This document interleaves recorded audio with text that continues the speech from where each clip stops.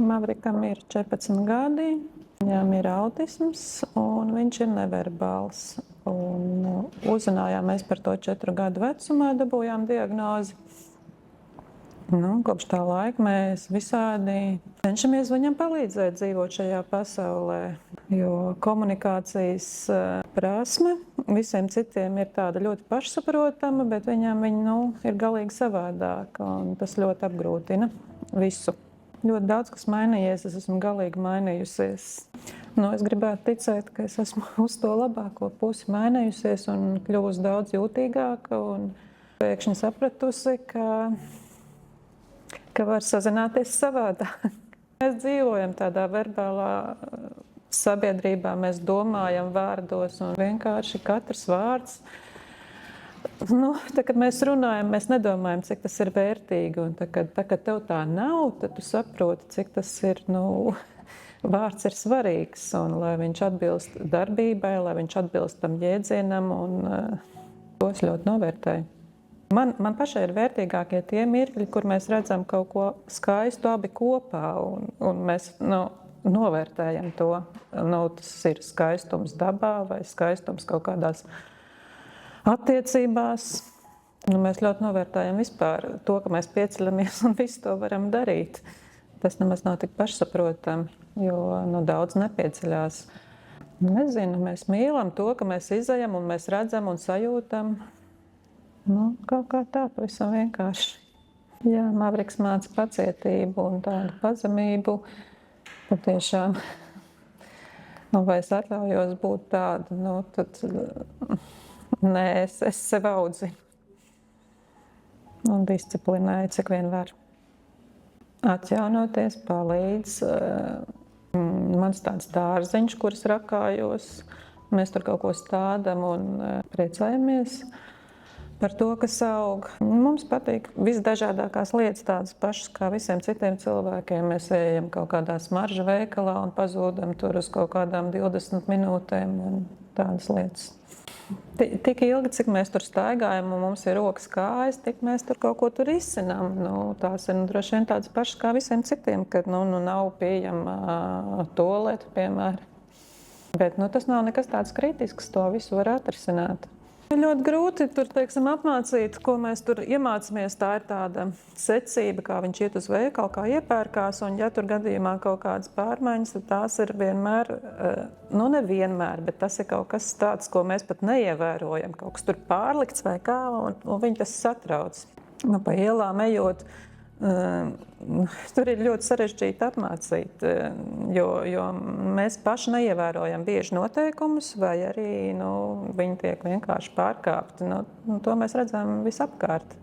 Ar viņu tas ir ļoti sarežģīti. Ja tu esi iemācījis viņu iekāpt pa kaut kādu noteiktu ieeju, un tā ieeja pēkšņi ir cieta, tad mums tas ir šķērslis. Mums ir gadījies, ka viņam tur ir uzbraucis skūterīts kaut kāds tāds, kurš brauc pa ietvi, un viss bija pareizi. Viņš gāja pa pareizo pusi, viss bija ok. Jā. Spiediens ir tāds, ka visi sagaida kaut kādu rezultātu, ka viņš tur iekļausies sabiedrībā un ka viņš uzvedīsies tā, bet tas nevienmēr tā ir. Mēs aizējam uz kaut kādu lekciju, un tur viņš pēkšņi izdomā kaut kā neadekvāti uzvesties. Bet es neteiktu, ka tas būtu īpaši neadekvāti. To vienkārši kaut kā jāpārdzīvo. Tad sāk mācīt, kā viņam ir jāuzmanās. Tas ir tas spiediens, jā, ka nedrīkst smieties. Viņš neiztur tādus kaut kādus momentus, kad mēs klusējam un esam nopietni. Viņš ir tāds, kāds viņš ir. Un tas ir arī tas, ko es ļoti apbrīnoju. Kad mēs tur tā citreiz liekulīgi klusējam, viņš var smieties. Es jūtos dažādi. Man to situāciju ir jāiznes. Es nevaru tur visiem izdalīt vizītkartes. Mums ir autisms un savādāk tur tā uztvere.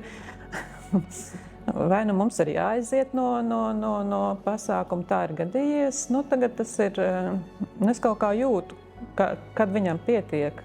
šī pasākuma, un kad mēs varam aiziet, tad, kad mēs tur neesam tādi, ka uz mums visi skatās. Tiešām ir kaut kā izveidojies rutīna, kur mums ir diezgan ērti, ka viņš iet katru dienu uz vienu kafejnīcu un ka viņu tur pazīst un tur viņam ir viss. Un rekur nav tas, ko viņš parasti ēd, un tad viņam tur kaut ko tur aizvieto. Un to mēs esam pateicīgi, jā. Viņam jāsaprot, kas būs rīt, parīt un tam līdzīgi, un ka viņš ar to rēķinās. Jā, mēs tagad ejam uz skolu vai mēs tagad ejam tur, un viņam to kaut kā jāzina. Grūti to izskaidrot patiesībā. Jāiet uz skolu, viņam tur patīk, bet jāiet pa citu ceļu. Tas nedara galīgi, ja viņš to pats nav izvēlējies. Vai tajā ceļā, pa kuru viņš iet, tur pēkšņi kaut kas tur tiek rakts vai vēl kaut kas. Es apmeklēju visus iespējamos pasākumus, piedalos un klausos, ko pasaulē dara ar šādu problēmu, kas kļūst aizvien plašāka. Par autismu es nezināju vispār nekā, jo tas ir tā ļoti specifiski. Tu skaties, tu redzi pilnīgi normāls cilvēks. Tā diagnoze nav redzama, un tā ir tā grūtība patiesībā. Tāpēc jau arī vajadzīgs tās pieejamās toaletes atgādinājumu, ka invaliditāte var būt neredzama. Tur ko grūti saprast, jā, ka tu skaties, it kā rokas kājas ir, kāpēc mēs nevaram aiziet uz punktu B. Mums kur kājas rokas ir, bet nevaram, tāpēc ka mums ir jāiet ar līkumu. Es ļoti laimīgi būt, un es ceru, ka arī viņš ir laimīgs būt, un ka mēs vienkārši esam. Mēs tur vienkārši esam un esam laimīgi. Es katru dienu daru to, ko es varu izdarīt labāko. Es vispār par to autismu cenšos nedomāt. Tagad es neesmu autismu konferencēs vai kaut kādā tādā. Mēs vienkārši dzīvojam. Spektrs ir plašs. Es noteikti arī esmu tajā spektrā. Tur var atrast ļoti daudz cilvēku, tur sevi atrod. Bet kaut kā es iekļaujos sabiedrībā, man tā gribētos domāt, un citi to dara grūtāk. Un, ja tā sabiedrība ir pretīm nākoša un iekļaujoša, tad viņi var ļoti labi darboties, cilvēki ar problēmām visādām, un nest savu pienesumu. Un kāpēc viņš ir, es nezinu, bet es zinu, ka jebkurš cilvēks ir tā vērts, lai ar viņu darbotos un darīt to labāko, ko mēs varam izdarīt. Es palīdzēšu, cik varēšu, lai viņš tur atrod, kur viņš varētu darboties. Nav tādas kaut kādas, piemēram, ka es gribētu, es nezinu, kāda ir viņa talanta, to vēl jāatklāj. Mēs visu kaut ko mēģinām, un varbūt viņi vēl atklāsies.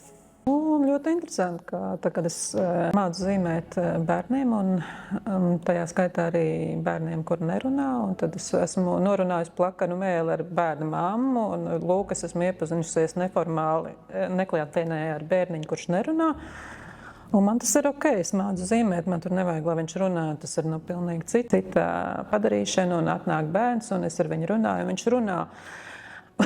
Un es esmu apmulsusi par to, ka cilvēks domā, ka tad, kad viņš runā, tad viņam ir jāatbild kaut kā pareizi. Ja viņš atbild nepareizi, tad tas ir nerunājošs. Par to es, piemēram, nezināju. Un tas man no sākuma baidīja, bet tagad es esmu, diezgan nesakarīgs izklāsts, bet jā, es esmu ļoti kritiska pret vārdiem. Es novērtēju visu, cik vien var ar sevi, un jā, kritiska pret kaut kādām idejām. Īstenībā tā kritiskā domāšana ir vairāk attīstījusies, starp citu, šajā laikā. Ka lūk, bērns runā, bet viņš runā savādāk. Tādā ziņā, ka tu viņam nevar jautāt un sagaidīt atbildi, bet tu ar viņu var sazināties. Viņš ir tajā vārdu pasaulē, bet uz kaut kādu cita viļņa to grūti izskaidrot. Bet katrā ziņā, kāpēc mammai viņš šķiet neverbāls. Jā, es cenšos izdarīt tā, lai man par viņu nav bail. Viņš ir tāds arī malacis, jo tagad viņš ir palielinājis to attālumu, kā es viņu palaižu uz skolu, un tur ir baigi tāds stūris, kur ir aklais stūris. Es neredzu, kā viņš tur aiziet, tad es tur mēģinu palūrēt, bet viņš pats ir izdomājis, kur viņš ies. Un, jā. Viņš pats ir izdomājis, ka rekord līdz šejienei un tagad tālāk pats es iešu uz skolu. Jā, tā kā viņam ir kaut kāda tur tā doma iekšā, ar kur viņš īsti nedalās, un es to kaut kā sajūtu ļoti. Citreiz es domāju par sevi, ka es esmu gan malacis, cik mēs esam tālu tikuši, jo man likās fantastiski vispār, kad man teica, ka man ir jāizbrauc kaut kur jāpaceļo vai kā. Tas likās pilnīgi nereāli ar Mavriku, jo likās, ka viņš tur dzīvos tajā savā kastītē, tur, kur viņam ir ērti, bet mēs esam izkļuvuši laukā, mēs ejam uz koncertiem, mēs ejam uz kino, mums ir pilnīgi normāla dzīve, tā kā citreiz es sev tā varu godīgi pateikt, ka es esmu malacis.